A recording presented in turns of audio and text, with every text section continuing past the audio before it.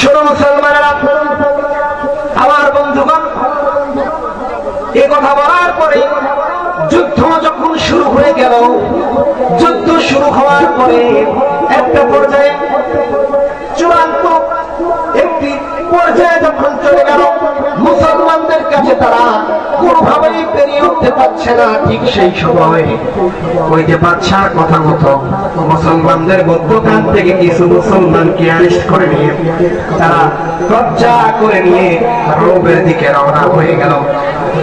Rome সম্রাটের সামনে উপস্থিত হয়ে গেলেন।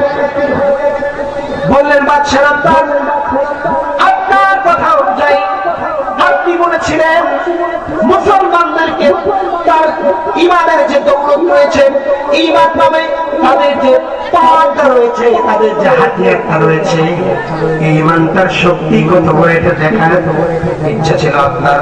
যার কারণে আমরা এই জায়গার মধ্যে একজন, দুইজন নয়, 40 জন মুসলমানদেরকে অ্যারেস্ট করে নিয়ে এসেছি। বলেন নাউজুবিল্লাহ।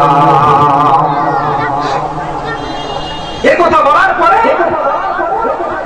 বলতেছে, বাদশাহ এখন তো আপনি হুকুম দিবেন, পূর্বের মতো আপনার সাথে যত যুদ্ধ হয়েছিল প্রত্যেক যুদ্ধের মধ্যে যাদেরকেই অ্যারেস্ট করে নিয়ে এসেছি আমরা, আপনি হুকুম দিয়েছেন তাদেরকে শিরচ্ছেদ করে অথবা তাদেরকে শুলিতে চড়িয়ে মৃত্যুদণ্ড কার্যকর করেছিলেন। সুতরাং এখনো তো এটাই করতে বলবেন মনে হয়, কিন্তু না, এটা করলেন না।